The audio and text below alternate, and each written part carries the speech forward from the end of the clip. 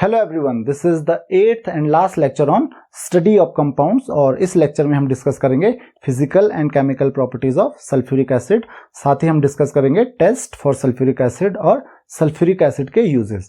तो हम स्टार्ट करते हैं physical properties of sulphuric acid से कि सल्फ्यूरिक एसिड की फिजिकल प्रॉपर्टीज क्या क्या हैं। सबसे पहले हम बात करते हैं कलर और ओडर की। तो जनरली आपको पता होगा कि सल्फ्यूरिक एसिड क्या होता है, एक कलरलेस लिक्विड होता है और ओडरलेस लिक्विड होता है। और अगर हम टेस्ट की बात करें तो ये स्लाइटली सार होता है टेस्ट में, क्योंकि आपको पता है कि जो एसिड्स होते हैं जनरली एसिड्स का टेस्ट स्लाइटली सार होता है, तो इसका टेस्ट क्या होता है, सार टेस्ट होगा। अगर हम इसके नेचर की बात करें तो ये काफी डेंस ऑयली लिक्विड होता है। तो डेंस होता है और लिक्विड कैसा होता है, ऑयली टाइप का लिक्विड होता है। उसी तरीके से अगर हम इसकी सॉल्युबिलिटी की बात करें तो ये इजिली सॉल्युबल होता है वाटर में, काफी हद तक ये बहुत ज्यादा डिसॉल्व हो जाता है वाटर में। दूसरी चीज, ये एक कांस्टेंट बॉइलिंग मिक्सचर फॉर्म करता है वाटर के साथ। अब क्वेश्चन बार बार यही आता है हमारे पास कि कांस्टेंट बॉइलिंग मिक्सचर क्या होता है। तो आपको मैंने बताया था कांस्टेंट बॉइलिंग मिक्सचर एक ऐसा मिक्सचर होता है दो या ज्यादा सब्सटेंसेस का जिसका एक कांस्टेंट बॉइलिंग पॉइंट होता है। जनरली वाटर का बॉइलिंग पॉइंट डिफरेंट होगा और जो सल्फ्यूरिक एसिड है उसका बॉइलिंग पॉइंट डिफरेंट होगा, लेकिन जब ये वाटर के साथ मिक्स हो जाता है किसी सर्टेन कंसंट्रेशन पे तो इसका जो कंसंट्रेशन होता है दैट इज 98%, उसका कंसंट्रेशन होता है 98%। तो अगर आपके पास 98% सल्फ्यूरिक एसिड है, बाकी का 2% उसमें क्या होगा, वाटर होगा ऑब्वियसली।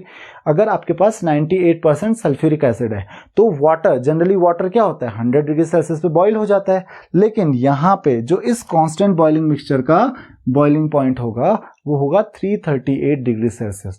तो अब ये दोनों के दोनों क्या होंगे, 338 डिग्री सेल्सियस पे ही बॉईल होंगे। तो उम्मीद है कि आपको ये चीज समझ में आ गई होगी। अब वाटर 100 डिग्री सेल्सियस पे बॉईल नहीं होगा, तो जब ये बॉईल होंगे तो दोनों के दोनों एक साथ एक सब्सटेंस की तरह एक्ट करते हैं। और जब ये बॉईल होके जब आप इसकी वेपर को चेक करोगे तो वेपर में भी वही 98% सल्फ्यूरिक एसिड होगा और 2% वाटर होगा। इसका मतलब आप इनको डिस्टिलेशन से सेपरेट नहीं कर सकते हो, क्योंकि डिस्टिलेशन से अगर आप इनको सेपरेट करने की कोशिश करोगे तो जो डिस्टिल्ड आपको प्रोडक्ट मिलेगा, डिस्टिल्ड प्रोडक्ट को अगर आप कंडेंस करोगे तो उसमें भी 2% क्या होगा, वाटर होगा और बाकी का 98% सल्फ्यूरिक एसिड होगा। तो इस तरीके से आप सल्फ्यूरिक एसिड को वाटर से सेपरेट कर नहीं सकते। तो डिस्टिलेशन से आप इसको सेपरेट कर नहीं सकते हो वाटर से। तो इस तरीके के सब्सटेंस को हम क्या कहते हैं, कांस्टेंट बॉइलिंग मिक्सचर। इस मिक्सचर को हम कहेंगे कांस्टेंट बॉइलिंग मिक्सचर। इसको एक और नाम से जाना जाता है एजियोट्रॉपिक मिक्सचर। तो एजियोट्रॉपिक मिक्सचर सेम हुआ जो कांस्टेंट बॉइलिंग मिक्सचर आपका होता है। देन अगर हम बात करें इसकी कंडक्टिविटी की, तो जो कंसंट्रेटेड सल्फ्यूरिक एसिड होता है, क्योंकि वो H+ आयन इतना इजीली देता नहीं, क्योंकि H+ आयन या हाइड्रोनियम आयन हो तभी देगा जब आप उसमें वाटर ऐड करोगे, तो इसीलिए वो इतना अच्छा कंडक्टर नहीं होगा। लेकिन डाइल्यूट सल्फ्यूरिक एसिड बहुत अच्छा कंडक्टर होता है किसका, इलेक्ट्रिसिटी का। नेक्स्ट हम बात करते हैं डाइल्यूशन ऑफ सल्फ्यूरिक एसिड की, कि हम सल्फ्यूरिक एसिड का डाइल्यूशन कैसे करते हैं, मतलब सल्फ्यूरिक एसिड को डाइल्यूट कैसे किया जाता है। तो आपको पता है डाइल्यूट सल्फ्यूरिक एसिड क्या होता है। डाइल्यूट सल्फ्यूरिक एसिड वो सल्फ्यूरिक एसिड होगा जिसमें सल्फ्यूरिक एसिड का जो कंसंट्रेशन होता है वो बहुत कम होता है। और कम कैसे करते हैं, बाय एडिंग वाटर। तो वाटर ऐड करते हो, लेकिन यहां पे हम जो प्रोसेस अप्लाई करते हैं, जो प्रोसेस यूज करते हैं, उसमें हम सल्फ्यूरिक एसिड में वाटर ऐड नहीं करते हैं। ये काफी डेंजरस होता है, काफी खतरनाक होता है। तो हम क्या करते हैं, हम वाटर में सल्फ्यूरिक एसिड ऐड करते हैं। तो प्रोसेस इस तरीके से होना चाहिए, ना कि आप सल्फ्यूरिक एसिड में वाटर ऐड करो। तो अब आप कहोगे दोनों एक ही चीज है, लेकिन दोनों प्रोसेसेस को जब आप यूज करोगे, दोनों मेथड्स को आप जब अप्लाई करोगे तो आप देखोगे कि बहुत ज्यादा डिफरेंस होता है दोनों में। ऑब्वियसली प्रोडक्ट तो आपको सेम मिलेगा, लेकिन एक प्रोसेस, एक मेथड बहुत ज्यादा खतरनाक होता है, जबकि दूसरा मेथड जो होता है वो काफी आपके लिए सेफ होता है। तो अगर आप देखिए वाटर में सल्फ्यूरिक एसिड को ऐड करते थे, जैसा कि मैंने आपको बताया सल्फ्यूरिक एसिड की जो डेंसिटी होती है वो बहुत ज्यादा होती है। तो सल्फ्यूरिक एसिड की क्योंकि डेंसिटी बहुत ज्यादा होती है as compare to water, it is around 1.85 times of water. तो वाटर से लगभग 1.85 टाइम्स ज्यादा होती है और ये काफी कोरोसिव भी होता है, तो ये आपके लिए काफी हार्मफुल भी होगा ऑब्वियसली। तो अगर आप सल्फ्यूरिक एसिड को वाटर में ऐड करते हो तो उससे क्या होगा, क्योंकि डेंसिटी ज्यादा होगी, तो सल्फ्यूरिक एसिड वाटर में ऐड करने से वाटर के साथ डिसॉल्व होगा और सल्फ्यूरिक एसिड कोशिश करेगा कि नीचे वो सेटल होने की हमेशा कोशिश करेगा, क्योंकि उसकी डेंसिटी क्या है, ज्यादा होगी। तो नीचे जाते जाते, क्योंकि इस प्रोसेस में जब आप सल्फ्यूरिक एसिड और वाटर को ऐड करते हो तो बहुत ज्यादा हीट इवॉल्व होती है। तो बहुत ज्यादा हीट जो होगी, इवॉल्व होगी, उस हीट को वाटर एब्जॉर्ब कर सकता है, क्योंकि हमारे पास वाटर काफी क्वांटिटी में है। अगर आप वाटर बाद में ऐड करोगे तो प्रॉब्लम हो सकती है। तो वाटर क्या करता है, उस हीट को एब्जॉर्ब कर लेता है। और क्योंकि सल्फ्यूरिक एसिड नीचे जा रहा है, डाउन द सरफेस जा रहा है, तो जब वाटर से वो जाएगा होके, तो क्योंकि वो सरफेस पे नीचे सेटल होने की कोशिश करेगा, तो जो हीट भी होगी वो वाटर उसको एब्जॉर्ब करते जाएगा। लेकिन अगर आपने प्रोसेस रिवर्स कर दिया, मतलब अगर आपने सल्फ्यूरिक एसिड में वाटर ऐड कर लिया, तो सल्फ्यूरिक एसिड में अगर आप वाटर ऐड करोगे तो आपको पता है वाटर की डेंसिटी कम होगी, तो वो सल्फ्यूरिक एसिड में डाउनवर्ड्स तो जाएगा नहीं, अंदर तो जाएगा नहीं बहुत, वो रहेगा सरफेस पे, सल्फ्यूरिक एसिड के ऊपर। अब प्रॉब्लम क्या होगी, जो जहां पे सल्फ्यूरिक एसिड, जहां पे आप वाटर ऐड कर रहे हो, जैसे ही वाटर सल्फ्यूरिक एसिड के साथ कांटेक्ट में आता है तो उससे क्या होगा, क्योंकि बहुत ज्यादा हीट इवॉल्व होगी, और जब बहुत ज्यादा हीट इवॉल्व होगी तो उस हीट को एब्जॉर्ब करने के कैपेबल तो वाटर होगा नहीं, क्योंकि वाटर तो आप अब ऐड कर रहे हो। तो इससे क्या होगा, एक स्लाइट एक्सप्लोजन टाइप का होता है, और पूरा जो आपका सल्फ्यूरिक एसिड होगा वो फैल जाता है, वो तुरंत ही क्या एक्सप्लोड टाइप का होगा वहां पे। तो एक छोटा सा एक्सप्लोजन टाइप का होगा, और उसकी वजह से जो सल्फ्यूरिक एसिड के छींटे हैं वो इधर उधर जा सकते हैं, वो आपके ऊपर आ सकते हैं। तो ये हमारे लिए क्या हो जाता है, बहुत ज़्यादा हार्मफुल हो जाता है, बहुत ज़्यादा डेंजरस हो जाता है। तो ऐसा नहीं करना है, सल्फ्यूरिक एसिड में हमको वाटर ऐड नहीं करना है, बल्कि हमको वाटर में सल्फ्यूरिक एसिड ऐड करना है अगर हमको सल्फ्यूरिक एसिड को डाइल्यूट करना है। तो होप आपको ये बात समझ में आ गई होगी। तो अब हम चलते हैं नेक्स्ट टॉपिक पे, वो है chemical properties of sulphuric acid. तो सल्फ्यूरिक एसिड जो होता है वो अगर डाइल्यूट कंडीशन में हो, डाइल्यूट स्टेट में हो, तो उसका थोड़ा जो रोल होता है, उसका जो बिहेवियर होता है वो एक टिपिकल एसिड की तरह होता है। तो हम पहले डाइल्यूट सल्फ्यूरिक एसिड का बिहेवियर देख लेते हैं। तो मैंने अभी बोला कि डाइल्यूट एसिड, जो डाइल्यूट सल्फ्यूरिक एसिड होता है वो एक टिपिकल एसिड, जो जनरल एसिड्स होते हैं उन्हीं की तरह वो बिहेव करता है। तो देख लेते हैं कि कैसे वो बिहेव करता है। तो सबसे पहले हम बात करते हैं कि ये एक डाइबेसिक एसिड होता है। डाइबेसिक क्यों, आपको पता है डाइबेसिक एसिड कौन सा होता है, जो 2 H+ आयन देता है, जिसका एक मॉलिक्यूल 2 H+ आयन देता है जब वो क्या होता है, डिसोसिएट होता है। तो यहाँ पे आप देख सकते हो सल्फ्यूरिक एसिड का एक मॉलिक्यूल 2 H+ आयन और सल्फेट आयन देता है। तो आपको पता है H+ आयन किसके साथ कंबाइन होता है, वाटर मॉलिक्यूल के साथ, और ये फॉर्म करता है हाइड्रोनियम आयन। तो उम्मीद है कि आपको ये बात समझ में आ गई होगी। और अगर आप इसको कंबाइन करो, इन दोनों रिएक्शंस को कंबाइन करो, तो 2H+ और 2H+ आयंस कैंसिल हो जाएंगे। यहाँ पे H2SO4 प्लस 2H2 क्या फॉर्म करेगा, 2H3O प्लस सल्फेट आयन। तो क्योंकि ये कैंसिल हो गया 2H3O प्लस सल्फेट आयन, तो इस तरीके से ये ओवरऑल रिएक्शन होगी। मींस ये स्टेप वाइज है, बट इन द एंड आपको यही रिएक्शन मिलेगी। अब हम बात करते हैं सल्फ्यूरिक एसिड की जो रिएक्शन होती है विद मेटल्स। मेटल्स के साथ ये कैसे रिएक्ट करता है। तो आपको पता है जनरल एसिड्स क्या करते हैं, एसिड्स जब मेटल्स के साथ रिएक्ट करते हैं तो करस्पॉन्डिंग सॉल्ट्स फॉर्म करते हैं। जैसे HCl होता है हाइड्रोक्लोरिक एसिड, वो करस्पॉन्डिंग क्लोराइड्स फॉर्म करता है। HNO3 करस्पॉन्डिंग नाइट्रेट्स फॉर्म करता है। तो ये SO4 है, सल्फेट है, तो ये क्या करेगा, करस्पॉन्डिंग सल्फेट्स फॉर्म करेगा। तो करस्पॉन्डिंग सॉल्ट्स फॉर्म करता है मेटल के साथ और लिबरेट करता है हाइड्रोजन गैस। तो ये भी वही करता है। तो जो एक्टिव मेटल्स होते हैं, क्योंकि ये एक्टिव मेटल्स के साथ ही होता है, तो आप देख सकते हो जैसे जिंक हो गया, जिंक सल्फ्यूरिक एसिड के साथ क्या फॉर्म करेगा, जिंक सल्फेट और हाइड्रोजन। उसी तरीके से आयरन सल्फ्यूरिक एसिड के साथ क्या फॉर्म करेगा, FeSO4 फेरस सल्फेट और हाइड्रोजन। उसी तरीके से अगर हम बात करें रिएक्शन विद बेसिस, तो बेसिस के साथ आपको पता है एसिड्स और बेसिस क्या फॉर्म करते हैं, सॉल्ट एंड वाटर। तो यहाँ पे भी वही होगा, ये अगर बेसिस के साथ रिएक्ट करेगा तो क्या फॉर्म करेगा, सॉल्ट एंड वाटर। तो लेट्स सी, 2 तरीके के जनरली हमारे पास जो बेसिस होते हैं। पहला होता है आपके पास मेटल ऑक्साइड्स। तो कुछ मेटल ऑक्साइड्स जो बहुत अच्छे बेसिस होते हैं, जो टिपिकल मेटल्स होते हैं उनके ऑक्साइड्स बहुत अच्छे बेसिस होते हैं, और मेटल्स के हाइड्रोक्साइड्स भी बेसिस होते हैं। तो पहले ऑक्साइड्स के साथ रिएक्शन देख लेते हैं, फिर हाइड्रोक्साइड्स के साथ रिएक्शन, दोनों के साथ सेम होती है। तो लेट्स सी, जैसे मेटल ऑक्साइड है, जैसे सोडियम ऑक्साइड है, तो सोडियम ऑक्साइड सल्फ्यूरिक एसिड के साथ क्या फॉर्म करेगा, ये फॉर्म करेगा सोडियम सल्फेट एंड वाटर। उसी तरीके से मैग्नीशियम ऑक्साइड सल्फ्यूरिक एसिड के साथ फॉर्म करेगा मैग्नीशियम सल्फेट एंड वाटर। उसी तरीके से कॉपर ऑक्साइड का भी देख सकते हो आप, सल्फ्यूरिक एसिड के साथ कॉपर सल्फेट एंड वाटर। अगर आप जिंक ऑक्साइड यूज करते हैं तो जिंक ऑक्साइड क्या फॉर्म करता है, जिंक सल्फेट एंड वाटर। तो जैसे सारे मेटल्स कर रहे हैं जो एक्टिव मेटल्स, वैसे ही रिएक्ट करते हैं।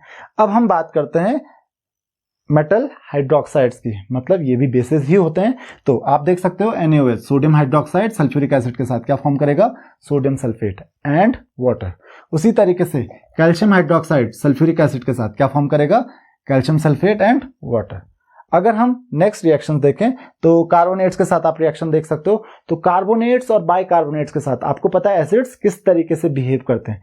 कार्बोनेट्स और बाइकार्बोनेट के साथ वो फॉर्म करते हैं carbon dioxide along with salt of metal, metal salt form करेंगे, उसके साथ वाटर फॉर्म करेंगे और कार्बन डाइऑक्साइड गैस लिबरेट करेंगे, तो करस्पॉन्डिंग मेटल सल्फेट फॉर्म करेंगे ऑब्वियसली। तो मेटल कार्बोनेट्स और बाइकार्बोनेट्स के साथ एक एग्जांपल देख लेते हैं। जैसे सोडियम कार्बोनेट है, तो सोडियम कार्बोनेट के साथ सल्फ्यूरिक एसिड क्या फॉर्म करेगा, मैंने बोला था corresponding sulphate, sodium sulphate, water and carbon dioxide. उसी तरीके से कॉपर कार्बोनेट के साथ सल्फ्यूरिक एसिड क्या फॉर्म करेगा, कॉपर सल्फेट, करस्पॉन्डिंग सल्फेट हो गया, वाटर एंड कार्बन डाइऑक्साइड। तो एक ट्रेंड देख लीजिए आप। उसी तरीके से सोडियम जो बाइकार्बोनेट होगा, मींस बाइकार्बोनेट जो होते हैं मेटल्स के, HCO3 पता है आपको बाइकार्बोनेट्स होते हैं, तो जो बाइकार्बोनेट्स भी होते हैं वो भी क्या फॉर्म करते हैं, करस्पॉन्डिंग सल्फेट्स, देन उसके बाद वाटर एंड कार्बन डाइऑक्साइड। तो आप देख सकते हो यहाँ पे H2SO4 के साथ क्या फॉर्म करेगा, Na2SO4, H2O और कार्बन डाइऑक्साइड। तो देख सकते हो corresponding sulphates, water and carbon dioxide. उसी तरीके से नेक्स्ट आता है reaction with sulphides and bisulphides. तो जैसे कार्बोनेट्स के साथ होती है ना बाइकार्बोनेट्स और कार्बोनेट्स के साथ, वैसे सल्फाइड्स और बाइसल्फाइड्स के साथ। यहाँ पे डिफरेंस इतना है, उस समय क्या देता था, कार्बन डाइऑक्साइड गैस लिबरेट करता था, इस समय सल्फर डाइऑक्साइड गैस लिबरेट करेगा। बाकी की चीजें देखो सेम है, मीन्स करस्पॉन्डिंग सल्फेट फॉर्म होगा, उसके साथ वाटर फॉर्म होगा और फिर सल्फर डाइऑक्साइड फॉर्म होगी, वहां पे कार्बन डाइऑक्साइड फॉर्म होती थी। तो आप देख सकते हो जैसे sodium sulphide Na2SO3, then H2SO4 that is sulphuric acid, ये क्या फॉर्म करेगा, Na2SO4, H2O और SO2। देख रहे हो आप, सोडियम सल्फेट फॉर्म कर रहा है, साथ में क्या फॉर्म कर रहा है, वाटर फॉर्म कर रहा है और साथ में सल्फर डाइऑक्साइड फॉर्म कर रहा है। उसी तरीके से NaHSO3 that is sodium bisulphide, तो ये क्या फॉर्म करेगा, सल्फ्यूरिक एसिड के साथ सोडियम सल्फेट फॉर्म करेगा, वाटर फॉर्म करेगा और सल्फर डाइऑक्साइड, सेम रिएक्शन है। उसी तरीके से अब बात करते हैं सल्फाइड के साथ। तो सल्फाइड के साथ ये करस्पॉन्डिंग सल्फेट्स फॉर्म करते हैं और साथ ही लिबरेट करते हैं हाइड्रोजन सल्फाइड गैस। तो आप देख सकते हो sodium sulphide plus H2SO4 will form sodium sulphate और H2S that is hydrogen sulphide. उसी तरीके से फेरस सल्फाइड, फेरस सल्फाइड क्या करेगा, H2SO4 के साथ क्या फॉर्म करेगा, फेरस सल्फेट और हाइड्रोजन सल्फाइड। उसी तरीके से ZnS क्या फॉर्म करेगा, जिंक सल्फाइड क्या फॉर्म करेगा, जिंक सल्फेट और हाइड्रोजन सल्फाइड गैस। तो ये ट्रेंड आपको समझ में आ गया होगा। नेक्स्ट एक और चीज थी हमारे पास कि जो एसिड होता है वो किस तरीके से बिहेव करता है, ये डाइबेसिक एसिड की तरह बिहेव करता है। किसकी तरह बिहेव करता है, डाइबेसिक एसिड की तरह। अब इस डाइबेसिक एसिड की तरह क्यों बिहेव करता है, क्योंकि इसके पास दो हाइड्रोजन एटम्स है, तो दो हाइड्रोजन एटम्स लूज करता है।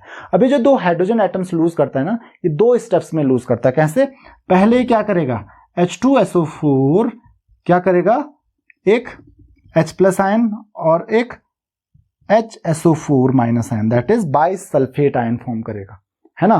तो पहले एक H+ आयन फॉर्म करेगा और फिर ये जो बाइसल्फेट आयन होगा दूसरे स्टेप में, बाइसल्फेट आयन जो होगा HSO4-, उसके बाद ये क्या करेगा, ये एक और H+ आयन फॉर्म करेगा और फॉर्म करेगा सल्फेट आयन जो फाइनली फॉर्म होता है। तो अब यहां पे देखो कभी क्या होगा, एक स्टेप होगा, कभी दोनों स्टेप होंगे। तो अगर एक स्टेप होगा तो एक हाइड्रोजन इसके पास रह जाएगा। तो यहां पे अगर वो सॉल्ट्स फॉर्म करता है बेसिस के साथ, तो जो सॉल्ट फॉर्म होंगे वो होंगे एसिड सॉल्ट्स। आपको पता है एसिड सॉल्ट्स क्या होते हैं, जिन सॉल्ट्स में replaceable hydrogen atom completely replace नहीं होते हैं। जैसे कि आप देख सकते हो यहाँ पे दो रिप्लेसेबल हाइड्रोजन एटम्स थे। रिप्लेसेबल हाइड्रोजन एटम्स मतलब जो रिप्लेस हो सकते हैं। तो ये दो हाइड्रोजन एटम्स रिप्लेस हो सकते थे, लेकिन यहाँ पे केवल एक ही रिप्लेस हुआ है। तो एक हाइड्रोजन एटम अभी भी इसके पास है, तो इसको मैं क्या बोलूंगा, ये एक क्या है, एसिड सॉल्ट है। अगर कंप्लीटली रिप्लेस हो गए रिप्लेसेबल हाइड्रोजन एटम्स, जैसे कि यहाँ पे कंप्लीटली रिप्लेस हो चुके हैं, तो यहाँ पे जो सॉल्ट फॉर्म होगा वो होगा एक नॉर्मल सॉल्ट।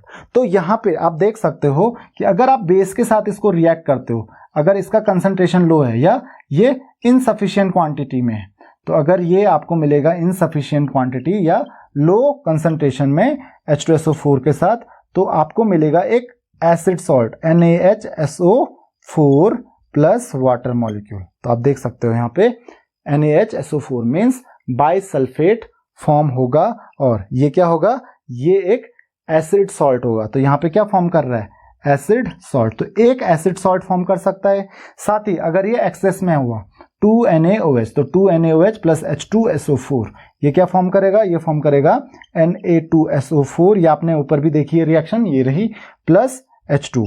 ये कब होगा, जब NaOH सफिशिएंट क्वांटिटी में होगा या एक्सेस में होगा या हाई कंसंट्रेशन में होगा।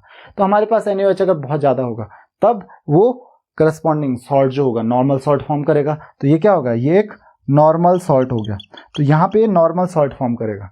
लेकिन अगर ये कम क्वांटिटी में है, मीन्स NaOH इनसफिशिएंट क्वांटिटी में है, तब ये नॉर्मल सॉल्ट नहीं फॉर्म कर सकता है, तब ये क्या फॉर्म करेगा, तब ये एसिड सॉल्ट फॉर्म करेगा। तो उम्मीद है कि आपको ये बात समझ में आ गई होगी कि कैसे ये दो तरीके के सॉल्ट्स फॉर्म कर सकता है, क्योंकि इसका डाइबेसिक नेचर होता है।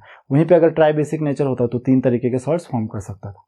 तो नेक्स्ट आपके पास है reaction of sulphuric acid with salts of volatile acids. तो देख लेते हैं वोलेटाइल एसिड्स कौन कौन से होते हैं। आपको पता है HCl और HNO3 वो बहुत ज्यादा वोलेटाइल होते हैं, जबकि जो सल्फ्यूरिक एसिड होता है वो लीस्ट वोलेटाइल एसिड होता है, और इसीलिए हम सल्फ्यूरिक एसिड को यूज करते हैं HCl और HNO3 को फॉर्म करने में।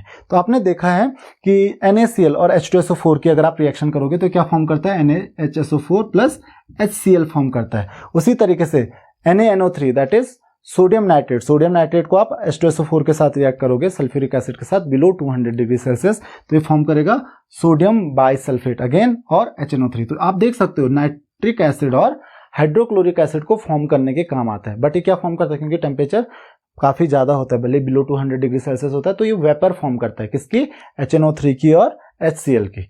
तो आप देख सकते हो इसीलिए जो सल्फ्यूरिक एसिड का यूज होता है, सल्फ्यूरिक एसिड का यूज HCl और HNO3 फॉर्म करने में भी होता है, ये आप पहले से ही पढ़ चुके हो जब आप HCl और HNO3 पढ़ रहे थे। देन कंसंट्रेटेड सल्फ्यूरिक एसिड की अगर हम बात करें तो ये बहुत अच्छा ऑक्सीडाइजिंग एजेंट होता है। तो आपको यहाँ पे एक चीज ध्यान रखनी है कि जो डाइल्यूट सल्फ्यूरिक एसिड होता है, कंसंट्रेटेड सल्फ्यूरिक एसिड उससे काफी डिफरेंटली बिहेव करता है। डाइल्यूट सल्फ्यूरिक एसिड एक नॉर्मल एसिड की तरह बिहेव करता है, लेकिन कंसंट्रेटेड सल्फ्यूरिक एसिड जो होता है वो या तो ऑक्सीडाइजिंग एजेंट की तरह बिहेव करेगा या फिर डिहाइड्रेटिंग एजेंट की तरह बिहेव करेगा। तो आपको ये चीज ध्यान रखनी है।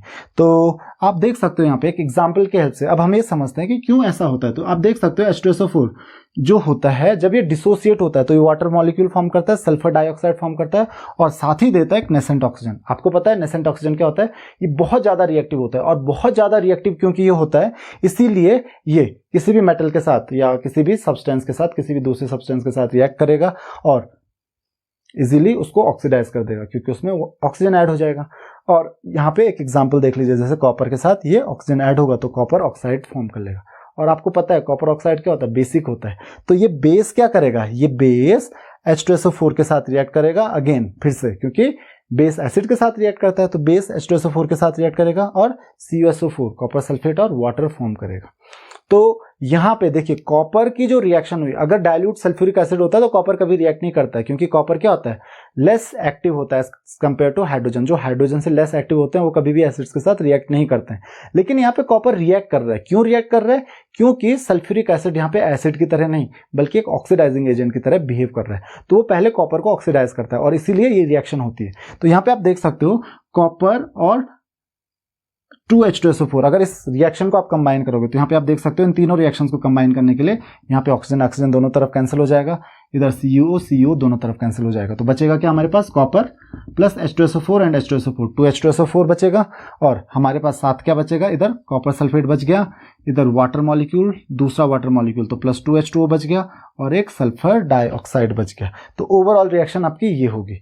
उसी तरीके से एक और एग्जांपल देख लेते हैं। तो ओवरऑल रिएक्शन आपकी ये होगी। उसी तरीके से आप एक और रिएक्शन देख लेते हैं, जैसे zinc plus 2H2SO4 sulphuric acid के साथ सेम रिएक्शन है जैसे कॉपर की थी। तो क्या फॉर्म करेगा, जिंक सल्फेट H2O और SO2।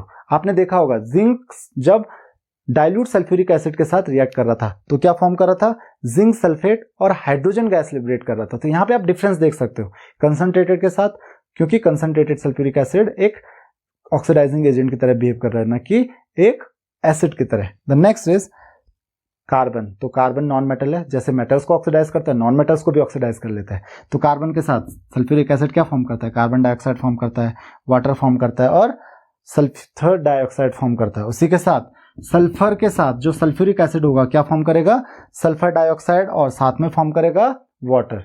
उसी तरीके से फॉस्फोरस के साथ, तो फॉस्फोरस के साथ इसकी काफी इंटरेस्टिंग रिएक्शन होती है क्योंकि ये फॉर्म करता है H3PO4 और H3PO4 that is called phosphoric acid. तो ये कुछ दूसरा एसिड फॉर्म करता है, तो इन दोनों के साथ साथ ये एक और एसिड फॉर्म कर सकता है। देन अगर हम बात करें किसकी, फॉस्फोरिक एसिड के साथ की, तो ये वाटर और सल्फर डाइऑक्साइड, वाटर और सल्फर डाइऑक्साइड तो सबके साथ ही फॉर्म कर रहा है। साथ ही HI जो इनऑर्गेनिक कंपाउंड्स होते हैं उनको भी क्या कर लेता है, ऑक्सीडाइज कर लेता है। जैसे हाइड्रोजन आयोडाइड, तो हाइड्रोजन आयोडाइड को वो आयोडीन में कन्वर्ट कर लेता है, हाइड्रोजन रिमूव कर लेता है, मतलब ऑक्सीडेशन कर रहा है उसका।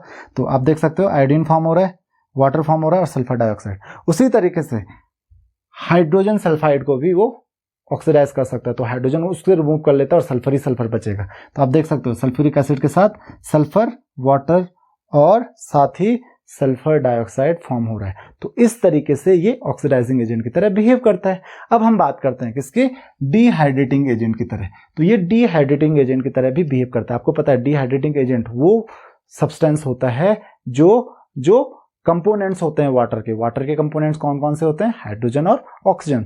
तो किसी भी सब्सटेंस से वो हाइड्रोजन और ऑक्सीजन को रिमूव करके वाटर अलग कर देता है। एक्चुअल में उसमें वाटर होता नहीं है, लेकिन हाइड्रोजन और ऑक्सीजन होता है, तो हाइड्रोजन और ऑक्सीजन को हटाता है, रिमूव करता है और उसको कंबाइन करके वाटर अलग कर देता है। तो जैसे यहाँ पे आप देख सकते हो, अगर आप देखोगे यहाँ पे तो आपको वाटर अलग से नहीं दिखाई देगा, वाटर सेपरेट नहीं होता है। तो यहाँ पे देख सकते हो आप C6H12O6, ये फॉर्मूला है ग्लूकोज का। ग्लूकोज को ये कन्वर्ट कर देता है किसमें, 6C कार्बन और वाटर में। उसी तरीके से सुक्रोज को भी कन्वर्ट कर देता है किसमें, कार्बन और 11H2O वाटर में। उसी तरीके से ये सेल्यूलोज C6H10O5 होल N, ये फॉर्मूला होता है सेल्यूलोज का। वैसे स्टार्च का भी यही फॉर्मूला होता है। तो स्टार्च या सेल्यूलोज उसको क्या कर देता है, कंसंट्रेटेड H2SO4 6N, यहाँ पे 6 देख सकते हो, 6N carbon plus 5N H2O molecules. तो आप देख सकते हो वाटर क्या कर रहा है, सेपरेट कर रहा है। और ऑर्गेनिक कंपाउंड्स देख लेते हैं, जैसे हमारे पास ये HCOOH, इसका नाम है फॉर्मिक एसिड। तो फॉर्मिक एसिड से भी वाटर रिमूव करता है। कैसे, एक हाइड्रोजन ये, एक हाइड्रोजन है और एक ऑक्सीजन है, ये तीन चीज रिमूव हो गई तो वाटर अलग हो गया, बचा क्या, कार्बन मोनोऑक्साइड। उसी तरीके से COOH whole twice, COOH whole twice को हम कहते हैं ऑक्सैलिक एसिड। तो ऑक्सैलिक एसिड से भी ये क्या करता है, ऑक्सैलिक एसिड से भी ये वाटर रिमूव करता है। तो बचता है क्या, कार्बन मोनोऑक्साइड, कार्बन डाइऑक्साइड और साथ ही वाटर सेपरेट। देन हम बात करेंगे C2H5OH, इसका नाम है इथेनॉल। इथेनॉल से ये वाटर रिमूव करेगा तो बचेगा क्या आपके पास बचता है इथीन। इथीन बचता है C2H4। अगर हम बात करें जो वाटर ऑफ क्रिस्टलाइजेशन होता है, यहाँ पे तो भले ही आपको वाटर दिख भी रहा है, इसको भी रिमूव कर लेता है। तो जो वाटर ऑफ क्रिस्टलाइजेशन होता है उसको भी रिमूव कर लेता है। जैसे कॉपर सल्फेट से, जो हाइड्रेटेड कॉपर सल्फेट है उससे रिमूव करेगा वाटर ऑफ क्रिस्टलाइजेशन और एक अमॉर्फस कॉपर सल्फेट को फॉर्म कर देगा। नेक्स्ट आपके पास आता है test for sulphuric acid. Sulphuric acid के लिए टेस्ट क्या होता है, तो वो डिपेंड करता है आप टेस्ट किसके लिए कर रहे हो, कंसंट्रेटेड सल्फ्यूरिक एसिड के लिए या डाइल्यूट सल्फ्यूरिक एसिड के लिए। तो पहले कंसंट्रेटेड सल्फ्यूरिक एसिड के टेस्ट देख लेते हैं। तो हम कंसंट्रेटेड सल्फ्यूरिक एसिड में क्या करते हैं, जैसे कॉपर है तो कॉपर के साथ आपको पता है, आपने रिएक्शन ऑलरेडी देख चुके हो आप कि कॉपर के साथ जो कंसंट्रेटेड सल्फ्यूरिक एसिड होता है वो क्या फॉर्म करता है, ये आपने पहले ही रिएक्शन देख लिए। तो कॉपर के साथ ये क्या फॉर्म करता है, कॉपर सल्फेट, वाटर और सल्फर डाइऑक्साइड। तो ये आप रिएक्शन देख सकते हो क्या फॉर्म कर रहा है, कॉपर सल्फेट, H2O और SO2। और SO2 क्या है, एक गैस है, उसको आप इजीली डिटेक्ट कर सकते हो। कैसे, with the help of KMnO4 या फिर K2Cr2O7 मीन्स पोटेशियम परमैंगनेट या पोटेशियम डाइक्रोमेट के सॉल्यूशन की हेल्प से। तो आप इजीली पता कर सकते हो कि ये जो सब्सटेंस है जिसको आपने कॉपर के साथ रिएक्ट किया वो कंसंट्रेटेड सल्फ्यूरिक एसिड है या नहीं है, क्योंकि अगर वो होगा तो सल्फर डाइऑक्साइड जरूर देगा और सल्फर डाइऑक्साइड को आप डिटेक्ट करना ऑलरेडी जानते हो।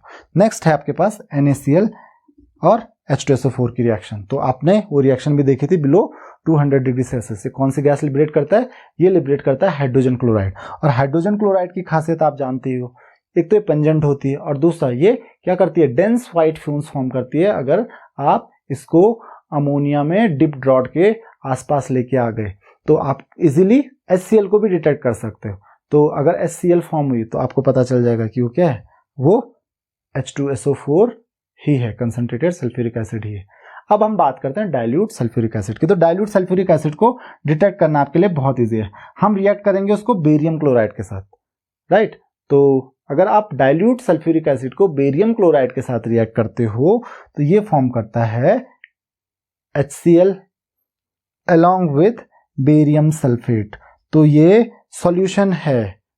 ओके, तो बेरियम सल्फेट जो होता है ये एक व्हाइट प्रिसिपिटेट फॉर्म करता है। क्या फॉर्म करता है? एक व्हाइट प्रिसिपिटेट। और इसी व्हाइट प्रिसिपिटेट के कलर से आपको पता चलेगा कि जो बेरियम सल्फेट फॉर्म हुआ है यहाँ पे, इसका मतलब बेरियम क्लोराइड को आपने किसके साथ रिएक्ट किया है? सल्फ्यूरिक एसिड के साथ, डाइल्यूट सल्फ्यूरिक एसिड के साथ। उसी तरीके से लेड नाइट्रेट की भी सेम रिएक्शन होती है। ये फॉर्म करता है HNO3 और लेड सल्फेट, और ये लेड सल्फेट भी जो होता है ये भी फॉर्म करता है एक व्हाइट प्रिसिपिटेट। तो यहां से भी अगर आप लेड नाइट्रेट को सल्फ्यूरिक एसिड के साथ रिएक्ट करोगे, ये HNO3 और PbSO4 that is white precipitate of lead sulphate form करेगा। तो आपको पता चल जाएगा कि लेड नाइट्रेट को आपने जिस कंपाउंड के साथ रिएक्ट किया है वो सल्फ्यूरिक एसिड ही है, दूसरा कोई कंपाउंड ऐसा नहीं करता है।